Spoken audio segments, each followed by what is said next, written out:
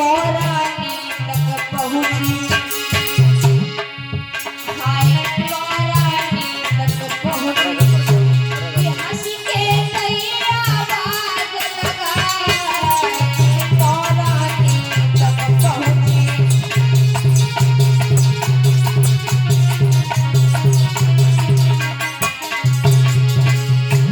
जैसे ही दुर्मलिक नाम का राक्षस उग्रसेन का वेश बनाता है, पवन रेखा के पास में बढ़ा।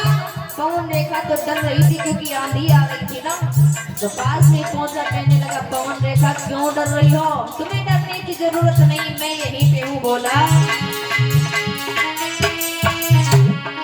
दुल्हन मिलने घर में धीरा, पति के सम्मुख ठाड़ो है, प्यारी दिल में घर ले धीरा, पति के सम्मुख ठाड़ो है।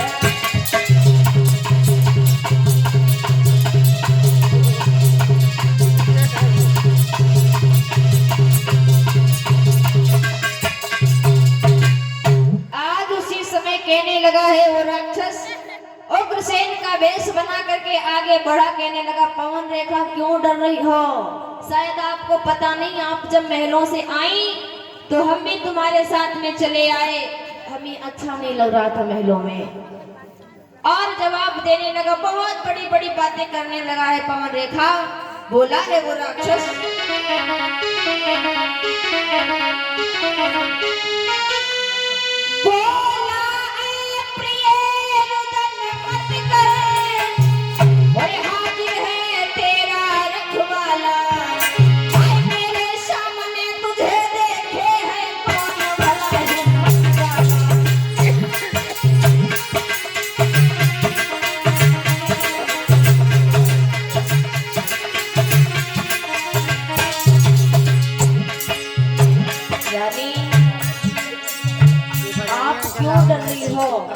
आपको नहीं पता, आप जहाँ जाती हो आपका पति तुम्हारे साथ में होता है। बोला है वो दुर्मलिक नाम का राक्षस उग्रसेन का वेश बना करके रानी।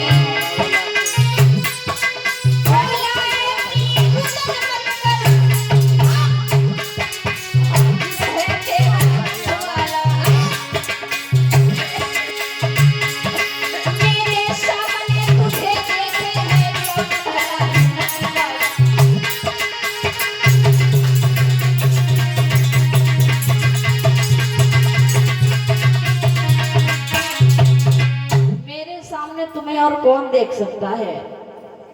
पवन रेखा नहीं समझ पाई, सोचने लगी हो सकता है मेरा पति ही आ गया हो, नहीं जान पाई मैया। राक्षस कहने लगा है पवन रेखा चलो चलते हैं इस बगीचे में घूमते हैं। अब भैया पवन रेखा ने उस राक्षस का हाथ पकड़ा और घूमने लगी। वो राक्षस घुमाने लगा, घुमाते घुमाते उस जगह पे ले गया है जहाँ पर कोई पशु पक्षी भी नजर नहीं आ रहा। महाराज आज उसी समय मैया पवन रेखा नहीं समझ पाती है। पवन रेखा जब नहीं समझ पाई, उस राक्षस की विद्वान कहते हैं कि मैया पवन रेखा के ऊपर परछाई पड़ती है। पतिव्रता स्त्री थी महाराज, पतिव्रता स्त्री होने के कारण वो दुर्मलिक नाम का राक्षस उग्रसेन से स्वयं दुर्मलिक बन गया। जैसे ही राक्षस बना है पवन रेखा भाग के दूर खड़ी हुई रोने लगी, अरे मेरे साथ में ये क्या हुआ, मेरे साथ में छल हो गया, धोखा हो गया। मैया पवन रेखा रोने लगी, अरे नीच तूने बहुत बुरा किया है मेरे साथ में, तूने बहुत गलत किया, मैं तुझे समझ नहीं पाई। यदि तुझे मैं पहले जान जाती तो तुझे मैं जला करके राख कर देती। मैया पवन रेखा रोने लगी है और उस दुर्मलिक नाम के राक्षस से बोली है, अरे नीच, अरे नाचार हूँ मैं, निस्तेज हूँ मैं अभी जौहर दिखलाई देती, अपनी शक्ति से जला करके मिट्टी में तुझे मिलाई देती।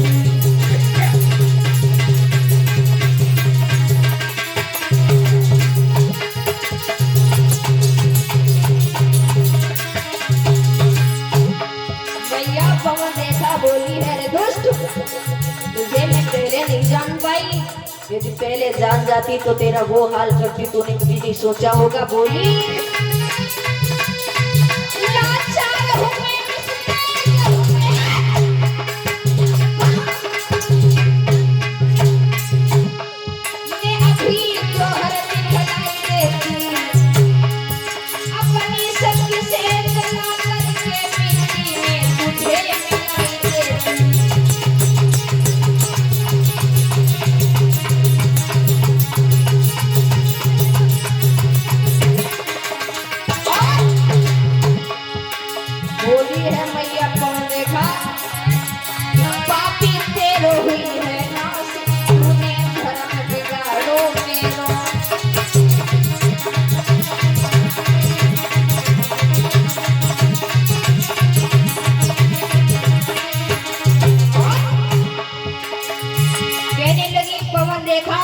तेरा सत्यानाश होगा, तूने मेरे साथ में बहुत गलत किया है। और बोली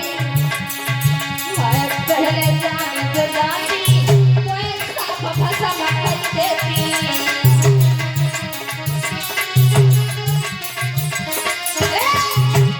पहले जानी तो जाती तो ऐसा फंसा कर देती। अब तो जीवन भयो बेकार, अधर्मी धर्म बिगाड़ो मेरो।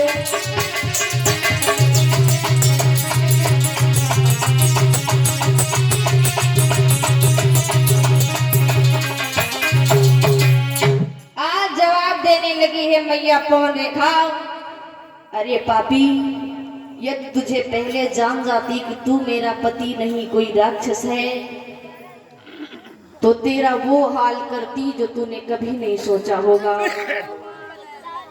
महाराज, आज मैया पवन रेखा रो रही थी, अपने चेहरों को छिपा करके रो ही रही थी। इधर दुर्मलिक नाम के राक्षस ने जवाब दिया, पवन रेखा ज्यादा बड़ी बड़ी बातें ना करो, आज तक तुम्हारी गोद सुनी थी, तुम्हारे गर्भ से किसी बच्चे का जन्म नहीं हुआ था। जाओ, हम तुम्हें वरदान देते हैं, तुम्हारे गर्भ से एक बालक का जन्म होगा। पवन रेखा रोते रोते कहने लगी, जैसे तू दुष्ट नीच है वैसे नीच का जन्म भी होगा।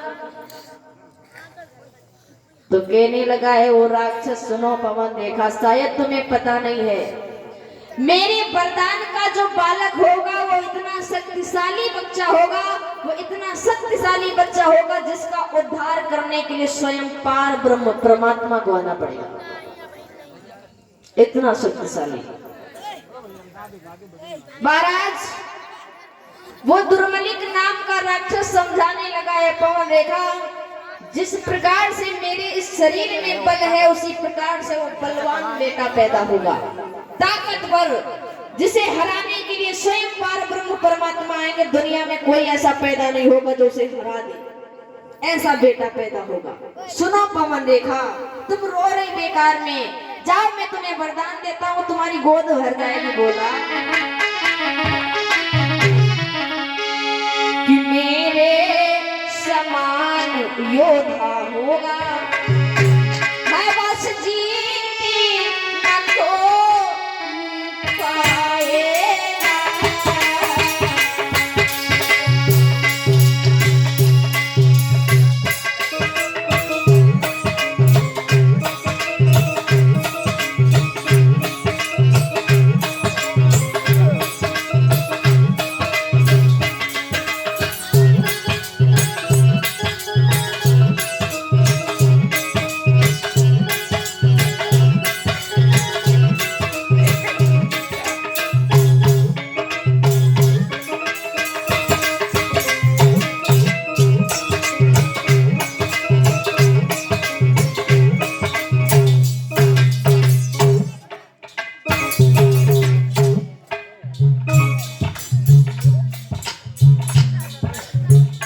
बोली है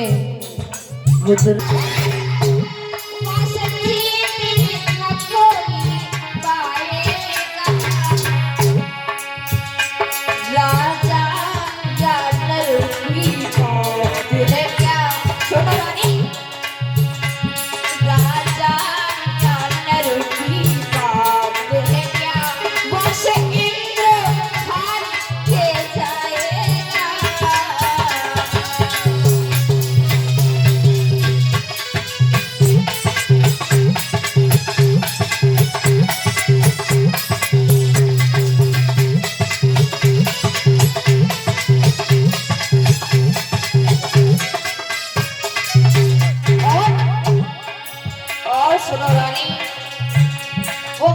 शक्तिशाली तो होगा, लेकिन जब बड़ा होगा तो धर्म नहीं करेगा, अधर्मी होगा। बताया उस राक्षस ने, सुनाओ।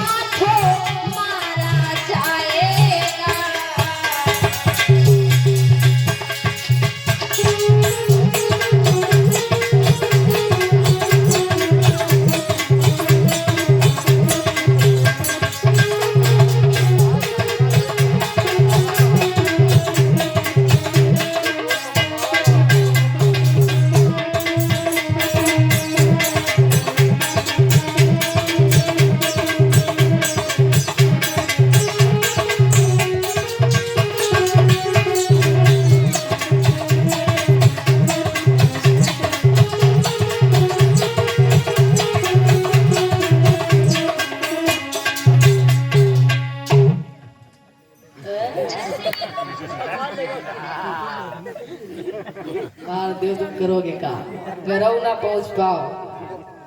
महाराज आज इधर श्री सुखदेव जी बोले हैं से कोई हरा नहीं पाएगा, यहाँ तक इंद्र भी आएगा और हार जाएगा, वापस चला जाएगा। भगवान अवतार लेंगे, धरा भूमि पे जब आएंगे तभी उद्धार होगा उस बच्चे का। इतना कह करके वो राक्षस वहां से चला जाता है। राक्षस जब चला गया तो मैया पवन रेखा भी इधर चल देती है। आज इधर मैया पवन रेखा भी इधर जब चली है तो इधर सहेलियों से आकर के मिली है। तो जब सहेलियों ने देखा तो उसी समय जवाब दिया है, बहन अभी तक तुम कहाँ बिछड़ गई थी। तो सहेलियों से